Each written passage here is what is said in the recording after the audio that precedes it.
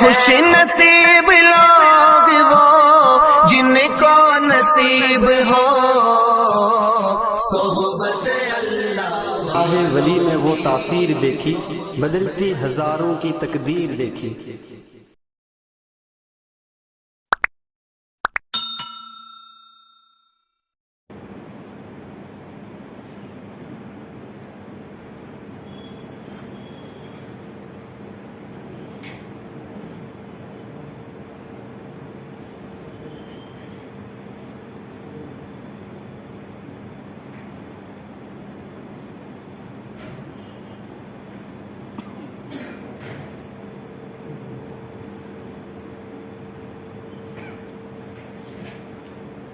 أعوذ بالله من الشيطان الرجيم بسم الله الرحمن الرحيم للذين يؤلون من نسائهم تربص 4 أشهر فإن فاءوا فإن الله غفور رحيم وإن عزموا الطلاق فإن الله سميع عليم والمطلقات يتربصن بأنفسهن 3 قروء ولا يحل لهن أن يكتمن ما خلق الله في أرحامهن إن كن يؤمن بالله واليوم الآخر وبعولتهن أحق بردهن في ذلك إن أرادوا إصلاحا ولهن مثل الذي عليهن بالمعروف وللرجال عليهن درجة والله عزيز حكيم صدق اللہ العظیم۔ برادران محترم، عزیزان گرام قدر، میرے معزز و مکرم دینی اسلامی بھائیوں، آپ کے سامنے سورہ بقرہ کی چند آیتیں تلاوت کی ہیں۔ اس سے پہلے جن آیتوں کا ذکر ہوا ہے اور ان آیتوں پر جو گفتگو ہوئی تھی اس سے پہلے والی مجلس میں، اس کا خلاصہ یہ ہے کہ انسان کسی بات پر جو قسم کھاتا ہے اس کی 3 قسمیں ہیں۔ ایک ہے یمین غموس، دوسری ہے یمین منعقدہ اور تیسری ہے یمین لغو۔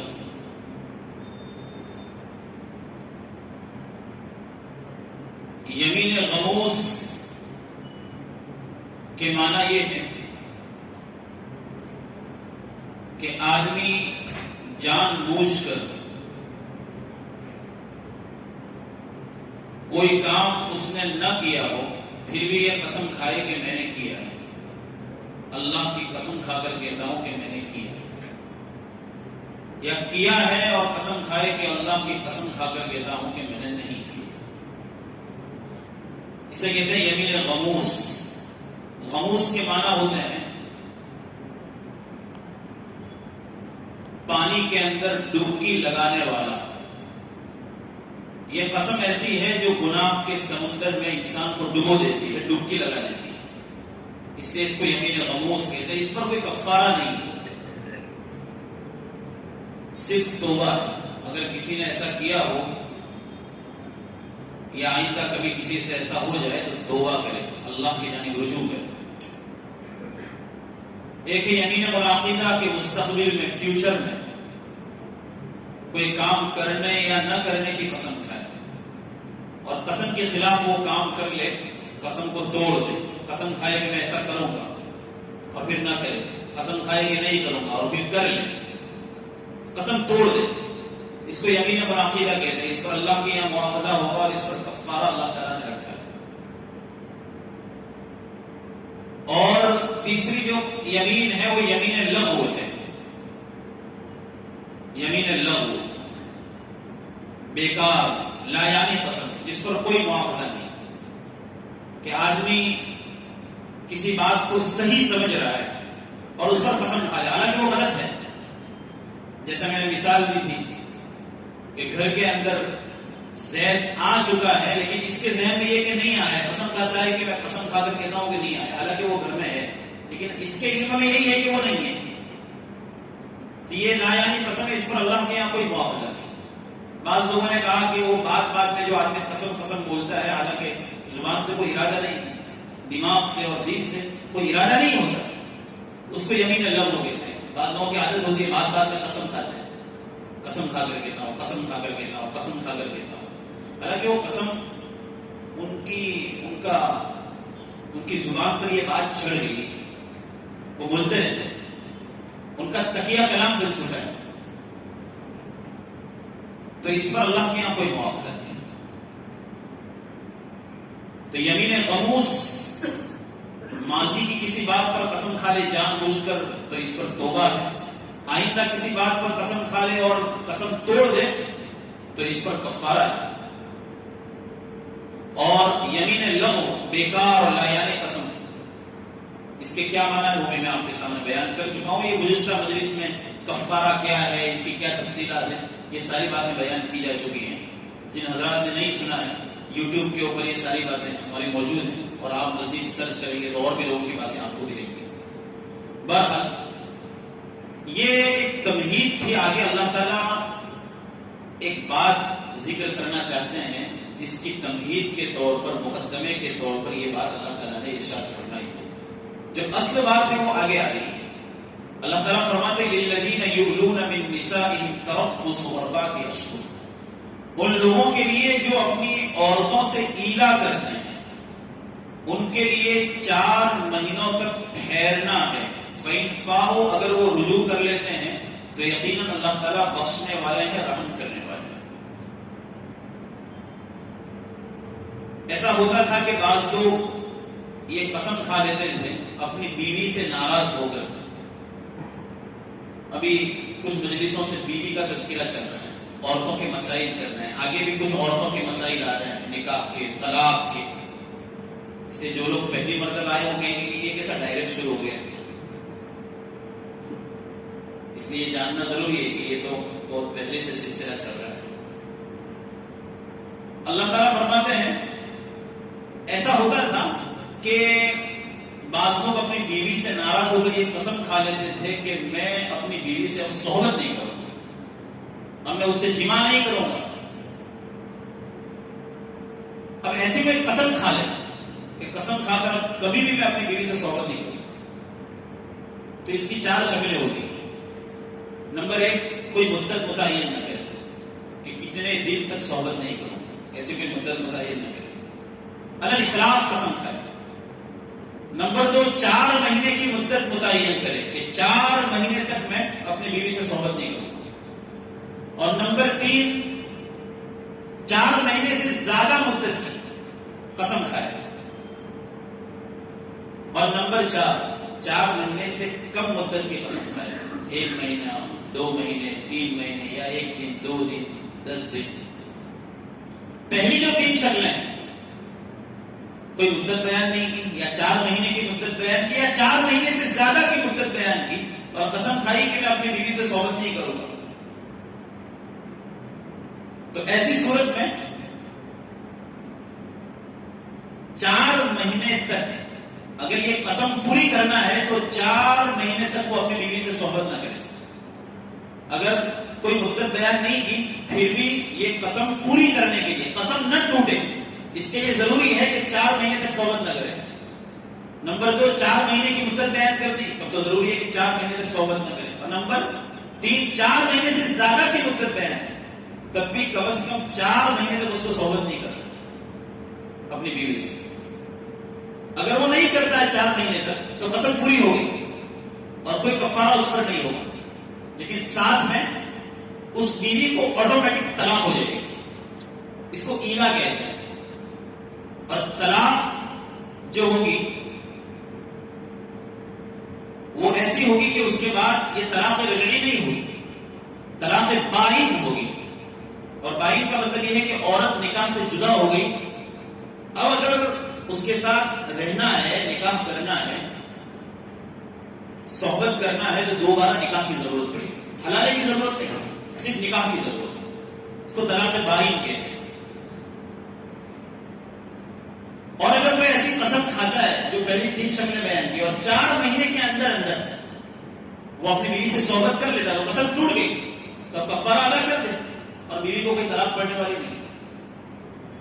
اور بہتر یہی ہے کہ کسی اچھے کام کو نہ کرنے کی قسم کھائے تو اللہ کے رسول صلی اللہ علیہ وسلم نے فرمایا کہ وہ قسم توڑ دے، قسم کا کفارہ ادا کر دے اور وہ اچھا کام کرے. اچھا کام نہ کرنے کی قسم نہیں کھانے کی، اچھا کام تو کرنے کی قسم کھانی چاہیے. میں کروں گا. اس سے پہلے والی مجلس میں ساری باتیں بیان کی جا چکی. آدمی یہ کہے کہ آئندہ سے میں کبھی بھی کسی کے ذریعے صلح نہیں کروں گا. اب میں تو اچھا کرنے جاتے ہیں اور لوگ اپنے پیچھے پڑ جاتے ہیں. ایسا بولنے کا نہیں. جو اچھا کرتے ہیں اسی کے پیچھے لوگ پڑتے ہیں.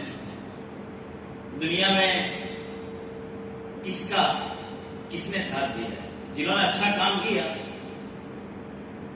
ان کے ساتھ، ان کے پیچھے لوگ پڑے ہیں. جب نبی کریم صلی اللہ علیہ وسلم کو نہیں چھوڑا، جب صحابہ کو نہیں چھوڑا، جب تابعین اور تبع تابعین کو نہیں چھوڑا، تو میں اور آپ کس کھیت کی مولی؟ ہم یہ سوچیں کہ ہم کریں اور سب ہمارے فیور میں ہو جائے اور ہمارے پیچھے چلے لگے. ایسا ہو ہی نہیں سکتا. امپوسبل، بالکل نہیں ہو سکتا. اس لیے آپ کرتے رہیں اور منزل کی طرف نظر رکھیں کہ مجھے اللہ کو راضی کرنا ہے.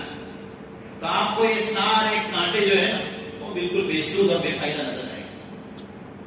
گجرات کا ایک مشہور شاعر ہے بشیر بدر، وہ کہتا ہے جب سے چلا ہوں میری منزل پہ نظر ہے، راستے میں کوئی میل کا پتھر نہیں دیکھا. آدمی جب راستے میں چلتا ہے نا، یہاں سے بھروچ جانا ہو تو آپ کو درمیان میں وہ میل کے پتھر آتے ہیں. کیم کتنے کلومیٹر دور ہے، انکلیشور اتنے کلومیٹر دور ہے، بھروچ اتنے کلومیٹر دور ہے. بشیر بدر کہتا ہے کہ جب سے چلا ہوں میری نظر منزل پر، کہ میل کے پتھر میں نہیں دیکھتا. مجھے تو بھروچ جانا ہے تو میں تو بھروچ جا کر ہی دیکھوں گا کہ بھروچ یہ ہے. تو ہمارا جو مقصود ہے، ہماری جو منزل ہے، وہ اللہ تک پہنچنا ہے، اللہ کی رضا حاصل کرنا ہے. تو یہ جو راستے میں جو پتھر آتے ہیں، لوگوں کی جانب سے رکاوٹیں اور لوگوں کی جانب سے نہ معلوم کیا کیا باتیں، ان کو ہم نہیں دیکھتے. جو اللہ کے لیے کرتا ہے وہ پھر وہ کسی کی وجہ سے رکتا نہیں، وہ کرتا ہی رہتا ہے. اور جو ایسا کرتا رہے گا بہت جلد اللہ تک پہنچ جائے گا. اور خیر کے کام میں رکاوٹیں آئیں گی، حالات آئیں گے، سامنا کرنا، تحمل کرنا، برداشت کرنا، یہ نبی کریم صلی اللہ علیہ وسلم کی سنت ہے. ہم کام لے کر چلے ہیں تو تحمل کی جو صلاحیت ہے جو نبی کریم صلی اللہ علیہ وسلم کے اندر تھی وہ بھی ہمارے اندر ہونی چاہیے. لیکن کام حکمت کے ساتھ کریں، جوش کے ساتھ کریں، لیکن ہوش کے ساتھ کریں. بہرحال فرماتے ہیں کہ اگر کوئی ایسی قسم کھا لے تو وہ قسم پوری کرے گا تو عورت کو آٹومیٹک طلاق ہو جائے گی. اب اگر دوبارہ ساتھ میں رہنا ہے تو نیا نکاح کرنا پڑے گا. وہ ایک ہی طلاق ہوگی. اس کو طلاق بائن کہتے ہیں. اور اگر وہ 4 مہینے سے پہلے صحبت کر لیتا ہے تو قسم ٹوٹ گئی، کفارہ ادا کرے اور واپس جیسے پہلے رہتے تھے ایسے رہتے ہو جائیں. اور چوتھی جو صورت ہے، 4 مہینے سے کم کی قسم کھائی تو اس پر کچھ ہونے والا نہیں. وہ قسم پوری کرے. 2 مہینے تک صحبت نہیں کروں گا تو 2 مہینے تک نہ کرے تو قسم پوری ہو گئی اور کوئی طلاق نہیں. سب سے بڑا مسئلہ 4 مہینے کا ہے. بس 4 مہینے تک قریب نہ ہو تو، اور قسم اتنی کھائے یا اس سے زیادہ کی کھائے یا بالکل کوئی مدت بیان نہ کرے، تو یہ 3 شکلیں میں نے بیان کر دی. اور کم کی کھائے تو قسم پوری کرے، نہ کرے تو کفارہ ادا کرے اور اس میں کوئی طلاق نہیں. اللہ تعالیٰ فرمانے للذین یؤلون من نسائہم، ان لوگوں کے لیے جو اپنی بیویوں سے ایلا کرتے ہیں، یعنی 4 مہینے تک قریب نہ ہونے کی قسم کھاتے ہیں، ان کے لیے 4 مہینے تک رکنا ہے. تربص اربعۃ اشہر فإن فاءوا، اگر وہ رجوع کر لیتے ہیں تو فإن اللہ سمیع علیم، یقیناً اللہ تعالیٰ سننے والے ہیں اور جاننے والے ہیں. وہ کیا بولا تھا قسم، جو بھی اللہ کو معلوم ہے، اور کیا ارادہ ہے آئندہ.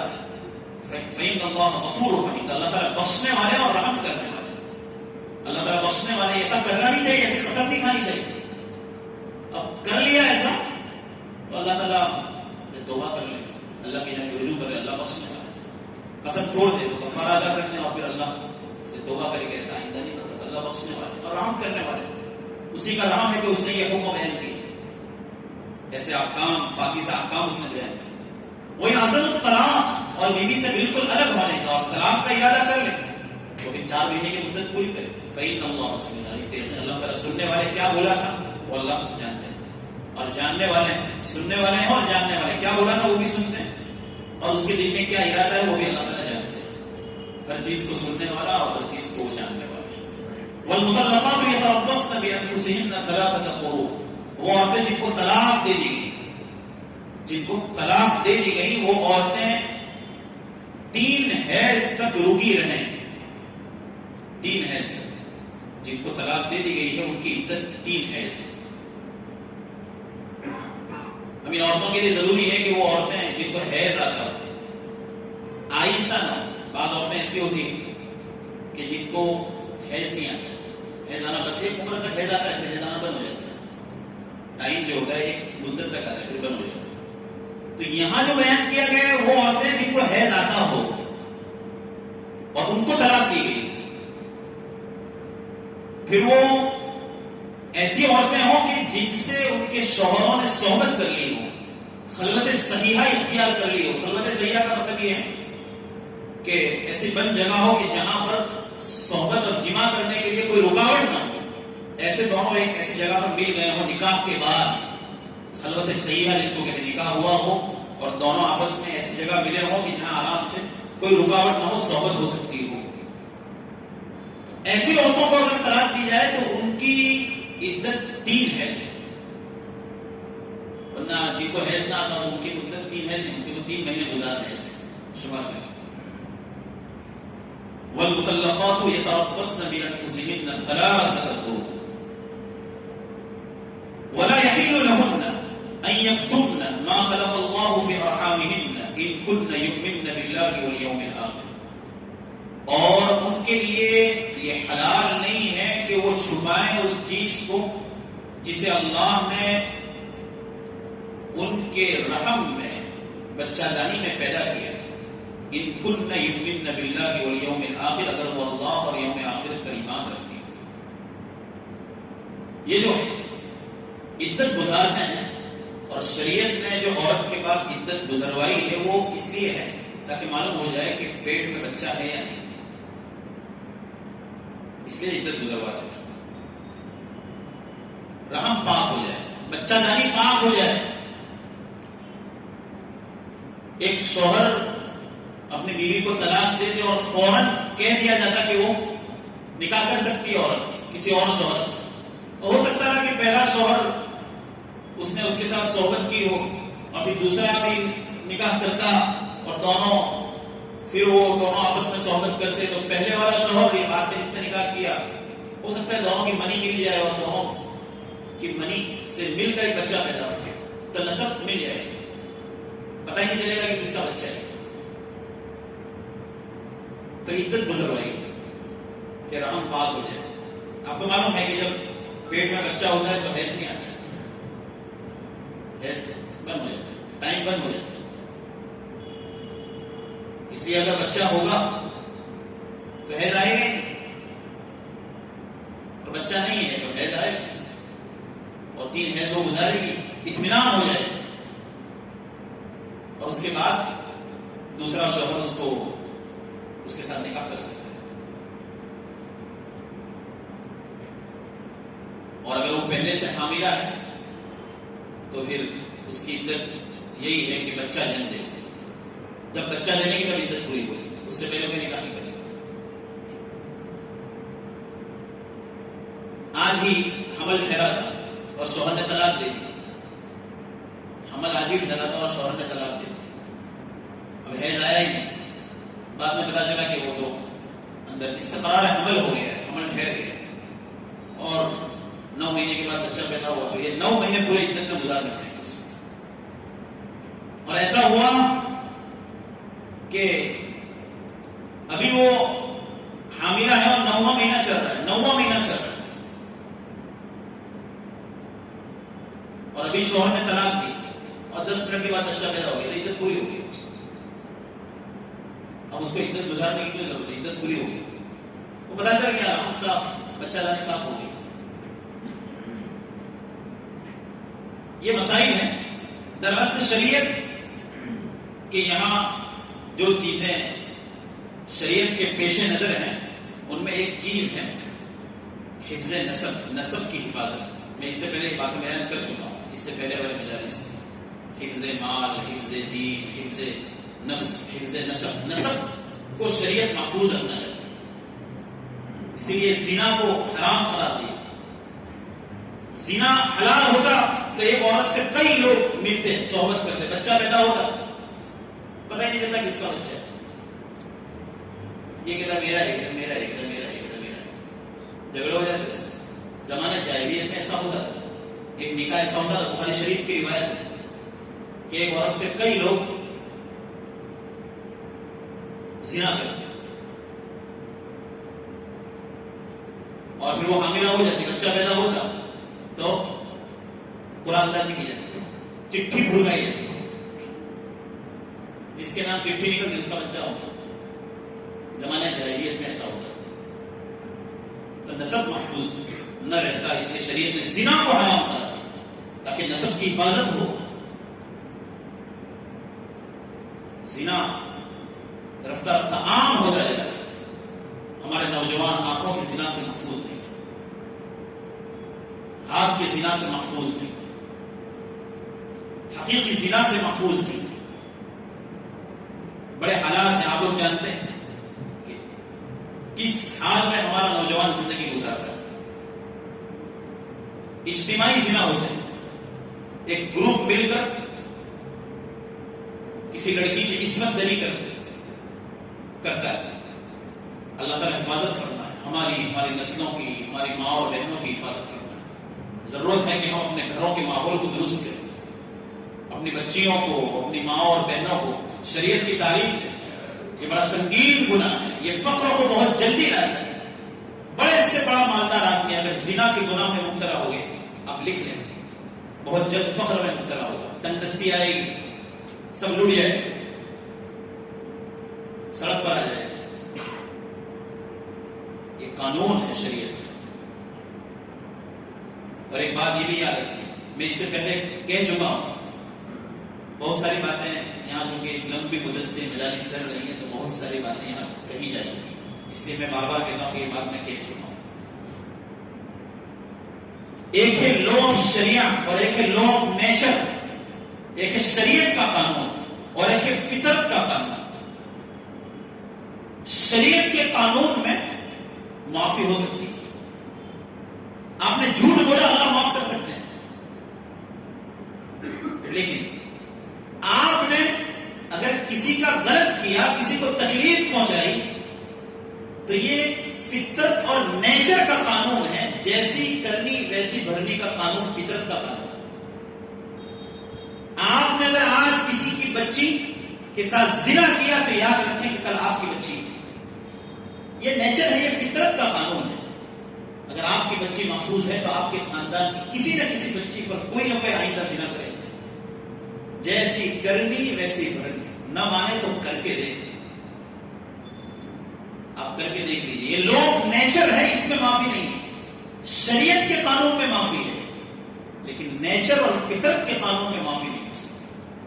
آج آپ نے کسی کے مال کو ہڑپ کیا ہے تو یاد رکھیں کل آپ کا مال ہے، آپ کے بچوں کا مال ہے، آپ کے نواسوں اور پوتوں کا مال ہے. آپ کے خاندان میں کوئی نہ کوئی اس سزا کو بھگتے گا. اس لیے سنبھل کر قدم اٹھائیں.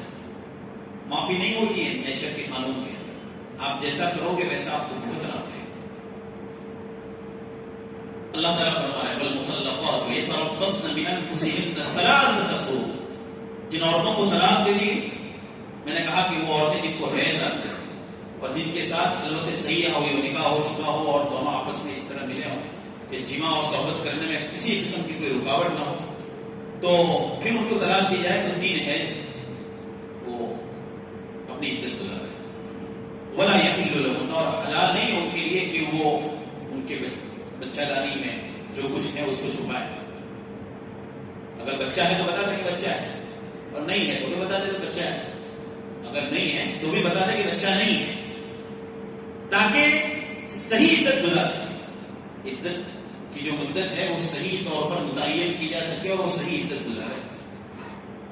ناجائز ہے کہ وہ چھپائے اپنے بچہ دانی میں جو کچھ ہے. ان کن یؤمن باللہ والیوم الآخر، اگر وہ اللہ پر اور آخرت کے دن پر ایمان رکھتے ہیں. اگر وہ چھپائیں گے اور عدت صحیح نہیں گزارے گی تو گنہگار ہو کر اللہ کے یہاں پکڑ ہوگا. بڑا افسوس کی بات ہے، میں اپنے معاشرے میں اور اپنے علاقے کے اندر ایسے عورتوں کو جانتا ہوں جن کو شوہر نے آج طلاق دی اور وہ کوئی عدت نہیں گزاری، ایسے ہی گھومنے پھرنے لگے. کوئی لوگوں کو مسائل ہی نہیں معلوم ہے. لوگوں کو انسٹاگرام معلوم ہے، فیس بک معلوم ہے، کس کے کتنے فالوورز ہیں وہ معلوم ہے، کرکٹ معلوم ہے، ہیرو اور ہیروئنز کے نیمز معلوم ہے، اور نہ معلوم کیا کیا معلوم ہے، ان کی ایکٹیویٹیز معلوم ہے. نہیں معلوم ہے تو زندگی گزارنے کا طریقہ اور سلیقہ معلوم ہے. میں جانتا ہوں ایسے عورتوں کو، لوگ پوچھتے ہیں، بتاتے ہیں، افسوس کے ساتھ یہ باتیں بیان کرتے ہیں کہ کل ہی طلاق کی وجہ سے ہو گئی. نعوذ باللہ. یہ باتیں اپنے گھروں کے اندر بیان کرنے کی اور اپنے گھر کی عورتوں کو ایسی مجلسوں میں بھیجنے کی ضرورت ہے جہاں عورتیں مل کر کچھ مسائل بیان کرتی ہوں. زندگی کیسے گزاری جائے. نوجوان لڑکیوں کی شادیاں ہوتی ہیں اور ان کو گھر کیسے چلانا ہے وہ معلوم نہیں ہے. ہماری عورتیں اور ہماری لڑکیاں بہت دور چلی جا چکی ہیں. ان کو شوہر کے ساتھ کیسے رہنا ہے وہ معلوم ہی نہیں ہے. شوہر کے کیا حقوق ہے وہی نہیں معلوم.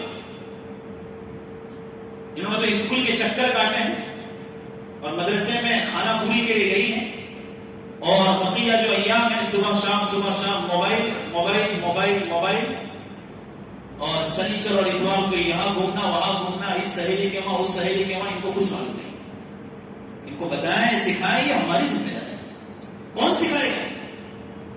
آج کل جو طلاق کے واقعات پیش آ رہے ہیں اور گھروں کے اندر جو خانہ جنگی ہیں، میاں اور بیوی کے درمیان جو انبن اور جھگڑے ہیں، ان کا سب سے بڑا جو سبب ہے وہ یہی ہے کہ عورتوں کو مسائل معلوم نہیں ہے اور مردوں کو بھی وہ باتیں معلوم نہیں ہے کہ عورتوں کے کیا حقوق ہیں. عورتوں کو معلوم نہیں ہے کہ مردوں کے کیا حقوق ہیں.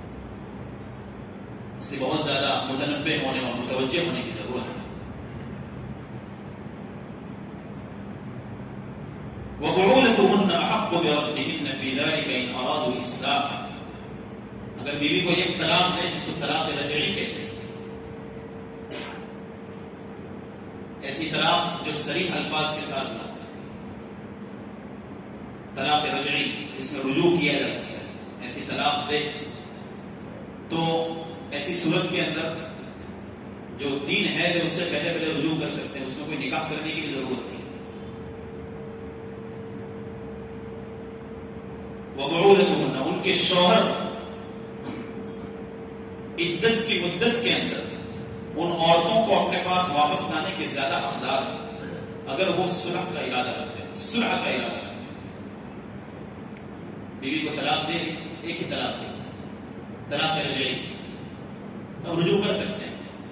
3 حیض گزرنے سے پہلے اگر دل میں آتا ہو تو وہ رجوع کر لیں. اور رجوع کرنے میں کچھ کرنا نہیں، دونوں آپس میں رہتے ہو جائے، صحبت کر لیں، ہم دونوں ساتھ میں رہیں گے، اتنا ہی کہ اس سے زیادہ کوئی ضرورت نہیں. اس کو طلاق رجعی کا یہ حکم ہے. لیکن شرط یہ کہ وہ صلح کا ارادہ رکھتے ہیں. بعض لوگ ایسا کرتے ہیں لیکن پریشان کرنا چاہتے ہیں. طلاق رجعی دے دی، طلاق رجعی کا مطلب رجوع کر سکتے ہیں. 3 حیض پورے ہونے کا ایک دن پہلے رجوع کر لیا تاکہ اور پریشان کرے. پھر واپس صحبت کی، اس سے پھر وہ کچھ دن ہوا، پھر واپس طلاق دی، طلاق رجعی. پھر وہ 3 حیض گزارے، ایک دن پھر واپس طلاق دی، طلاق رجعی. عورت کو پریشان کرنا چاہتے ہیں، تنگ کرنا چاہتے ہیں. شریعت میں پہلے ہی وہ باؤنڈری لگا دی کہ اگر وہ صلح کا ارادہ رکھتے ہو تو رجوع کریں، ورنہ اللہ تعالیٰ دل کے ارادے کو جانتے ہیں وہ کیا کرنا چاہتے ہیں. صلح کرنا چاہتا ہے یا عورت کو تنگ کرنا چاہتا ہے. وَلَهُنَّ مِثْلُ الَّذِي عَلَيْهِنَّ بِالْمَعْرُوفِ. اور مردوں پر عورتوں کے وہی حقوق ہیں جو عورتوں پر مردوں کے حقوق ہیں. بالمعروف، شرعی طریقے کے مطابق اور عرف اور عادت کے مطابق دونوں ایک دوسرے کے حقوق ادا کریں. وَلِلرِّجَالِ عَلَيْهِنَّ دَرَجَةٌ. اور مردوں کو عورتوں پر ایک درجہ زیادہ حاصل ہے، مردوں کا درجہ عورتوں کے مقابلے میں زیادہ بڑا ہوگا۔ شریعت نے یہ تو کہہ دیا، قرآن نے یہ تو کہہ رہا ہے کہ دونوں کے حقوق ہیں، مردوں پر عورتوں کے حقوق ہیں اور عورتوں پر مردوں کے حقوق ہیں، لیکن مرد کا درجہ عورت سے ایک درجہ بڑا ہوا ہے۔ واللہ عزیز الحکیم، اور اللہ تعالیٰ زبردست حاکم ہے اور حکیم بھی ہے، حاکم بھی ہے اور حکمت والا بھی ہے۔ تو مرد کا درجہ جو بڑا رکھا ہے تو یہ اس کی حکومت ہے، وہ جو چاہے فیصلہ کرے اور جو چاہے حکم لگائے، اور اس میں حکمت بھی چھپی ہوئی ہے کہ کیوں مرد کا درجہ عورت سے زیادہ رکھا ہے۔ بہرحال وقت زیادہ ہو رہا ہے، اس پر کچھ بات کرنے کی، مردوں کے حقوق، عورتوں کے حقوق، اور مرد کا درجہ کتنا بڑا ہوا ہے اور کیا کردار ہے عورت کا معاشرے کے اندر، اور جہاں اس کے حقوق ہیں وہیں پر کیا کیا خرابیاں اس کے اندر ہیں، اور جہاں پر اللہ کے رسول نے فرمایا کہ دنیا سے بچو اور عورتوں کے فتنوں سے بچو، اور بنو اسرائیل میں سب سے پہلا فتنہ عورتوں کا فتنہ تھا۔ یہ ساری باتیں بیان کرنی تھی، انشاءاللہ آئندہ مجلس میں ہم یہ باتیں سنیں گے۔ اللہ تعالیٰ یہ باتیں ہمیں سمجھنے کی توفیق عطا فرمائے، ہمیں اپنی زندگی کے اندر شریعت کے احکام کو جاری کرنے اور نافذ کرنے کی توفیق عطا فرمائے۔ آمین وآخر دعوانا الحمدللہ رب العالمین۔ بسم اللہ الرحمن الرحیم۔ اللهم لك الحمد كله ولك الشكر كله وإليك يرجع الأمر كله. اللهم صل على سيدنا مولانا محمد وعلى آل سيدنا مولانا محمد وبارك وسلم. اللهم ربنا ظلمنا أنفسنا وإن لم تغفر لنا وترحمنا لنكونن من الخاسرين. اللهم إنا نسألك علما نافعا ورزقا واسعا وعملا متقبلا وشفاء من كل داء. ملائکہ کریم ہم گنہگار ہیں، مجرم ہیں، خطا کار ہیں، معصیت کے پتلے ہیں، ہمارے تمام گناہوں کو معاف فرما، ہمیں اپنی محبت نصیب فرما دے، ہمیں اپنی محبت نصیب فرما دے، ولایت خاصہ اور ولایت عامہ نصیب فرما دے، ہمیں اپنا قرب نصیب فرما دے، ہمارے دلوں کو اپنی محبت سے سرشار فرما، ہماری زبان کو اپنے ذکر سے تر فرما۔ مولا کریم اپنے فضل و کرم سے ہمیں تواضع و انکساری عاجزی عطا فرما، اخلاق حسنہ سے ہمیں آراستہ و پیراستہ فرما، برے اخلاق سے، بری عادتوں سے، بری صحبتوں سے ہماری حفاظت فرما، برے دوستوں سے ہماری حفاظت فرما، شیطان کے مکر و فریب سے ہماری حفاظت فرما۔ مولا کریم قرآن سے والہانہ تعلق ہمیں نصیب فرما، محبت قرآن، حلاوت قرآن، طراوت قرآن ہمیں نصیب فرما، علوم قرآن اور اعمال قرآن سے ہم سب کو مالا مال فرما، رموز قرآن اور قوامض قرآن کو ہم سب پر واہ فرما۔ مولا کریم قرآن کریم کی ایک ایک بات کو ہمیں سمجھ کر اوپر عمل پیرا ہونے کی توفیق عطا فرما، ہمیں قرآن کی مقبول تلاوت کی توفیق عطا فرما، شریعت کو ہمارے اندر اور ہمارے گھروں کے اندر جاری و ساری فرما۔ مولا کریم اپنے فضل و کرم سے تیری شریعت پر مکمل عمل پیرا ہونے کی توفیق عطا فرما۔ مولا کریم ایمان، نماز، علم و ذکر، اقرار مسلم، اخلاص نیت، دعوت اللہ کے حقائق ہم سب کو نصیب فرما۔ مولا کریم اپنا فضل و کرم شامل حال فرما، امت مسلمہ پر رحم فرما، امت کی ذلت کو عزت سے بدل دے، امت کی گمراہی کو ہدایت سے بدل دے، امت کی تنزل اور انحطاط کو رفعت اور بلندی سے بدل دے، امت کو راہ راست پر گامزن کر دے۔ مولا کریم تیرے دین کی نشر و اشاعت کے لیے ہمیں قبول فرما لے، دیر کے لیے، دور کے لیے، عالمی سطح پر قبول فرما لے، اپنے فضل و کرم سے اخلاص اور للہیت کے ساتھ قبول فرما لے۔ مولا کریم قرآن کی مجالس کو اپنے بارگاہ میں قبول فرما، اپنے بارگاہ میں قبول فرما، قبولیت عامہ نصیب فرما، دنیا میں بھی قبول فرما، آخرت میں بھی قبول فرما۔ اپنے فضل و کرم سے یا اللہ اپنا خصوصی کرم ہم سب کے ساتھ شامل حال فرما۔ غزہ کے مسلمانوں پر رحم فرما، غزہ کے مسلمانوں پر رحم فرما، غزہ کے مسلمانوں پر رحم فرما۔ یا اللہ تو اپنے فضل و کرم سے حق کا بول بالا فرما، حق کا بول بالا فرما، تیرے پرچم کو پوری دنیا میں لہرا دے، اسلام کو پوری دنیا کے اندر بلند و بالا فرما دے۔ مولا کریم تیرے نام لیواؤں کو فتح و کامرانی اور کامیابی و کامرانی سے ہمکنار فرما دے۔ مولا کریم جو لوگ اپنی جان کا نذرانہ تیرے دین کی خدمت کے لیے، تیرے دین کی بلندی کے لیے، تیرے کلمے کو بلند کرنے کے لیے اور قبلہ اول مسجد اقصیٰ کی آزادی کے لیے اپنی جان کا نذرانہ پیش کر رہے ہیں، جنہوں نے اپنے بچے کھوئے ہیں، اپنی بیویاں کھوئی ہیں، اور عورتوں نے اپنے شوہر کھوئے ہیں، اپنی فضل و کرم سے یا اللہ اپنے فضل و کرم سے ان کی قربانیوں کو قبول فرما لے، ان کی قربانیوں کو قبول فرما لے، ان کی قربانیوں کو قبول فرما لے۔ مسجد اقصیٰ کو یہود بے محمود کی چنگل سے آزاد فرما دے، اپنے فضل و کرم سے آزاد فرما دے یا اللہ، اور فتح و کامرانی اور کامیابی و کامرانی ہمارے حق میں مقدر فرما دے یا اللہ۔ ان کے لیے ہمیں کچھ کر گزرنے کی توفیق عطا فرما، ہم یہ جو کچھ دعائیں کر رہے ہیں ان کے حق میں اپنے فضل و کرم سے قبول فرما لے یا اللہ، اپنے فضل و کرم سے قبول فرما لے، حق کا بول بالا فرما لے، ان کی محنتوں کو قبول فرما لے، ان ان کی محنتوں کو قبول فرما لے یا اللہ، ان کی محنتوں کو قبول فرما لے، ماکرین کے مکر سے حفاظت فرما، فتنوں کے فتنے سے حفاظت فرما، حاسدین کے حسد سے حفاظت فرما، ظالمین کے ظلم سے حفاظت فرما، ظالم بننے اور مظلوم بننے سے ہماری مکمل حفاظت فرما، حاسد اور محسود بننے سے ہماری حفاظت فرما۔ مولا کریم اپنا خصوصی کرم ہم سب کے ساتھ شامل حال فرما، ہمارے بیماروں کو شفا عطا فرما، ہمارے مرحومین کی مغفرت فرما، بے قصور قید و بند کے شکار لوگوں کو آسانی کے ساتھ رہائی نصیب فرما، قرضوں میں مبتلا لوگوں کو قرضوں کی ادائیگی کے راستے ان کے لیے پیدا فرما دے، جو حضرات بے اولاد ہیں ان کو اولاد نصیب فرما دے، جو بے گھر ہیں ان کو گھر نصیب فرما دے، جو بے سہارا ہیں ان کو سہارا نصیب فرما دے، جو لوگ مشکلوں میں گرفتار ہیں ان کی مشکل کشائی فرما دے، اپنے فضل و کرم سے یا اللہ اپنا رحم و کرم ہم سب کے ساتھ شامل حال فرما دے، ہم نے جو مانگا وہ بھی عطا فرما، جو مانگنے سے رہ گیا وہ بھی عطا فرما، ہم نے اپنی حیثیت سے مانگا ہے تو اپنی شان عطا فرما، تیرے پیارے رسول نے جتنی خیر مانگی وہ تمام خیر ہم سب کو نصیب فرما، اور جن شرور و فتن سے پناہ چاہیے ان شرور و فتن سے ہم سب کی اور پوری امت مسلمہ کی حفاظت فرما، ہماری دعاؤں کو اپنی بارگاہ میں محمد عربی صلی اللہ علیہ وسلم کے صدقے طفیل میں مقبول و منظور فرما۔ سبحان ربک رب العزت عما یصفون وسلام علی المرسلین والحمد للہ رب العالمین۔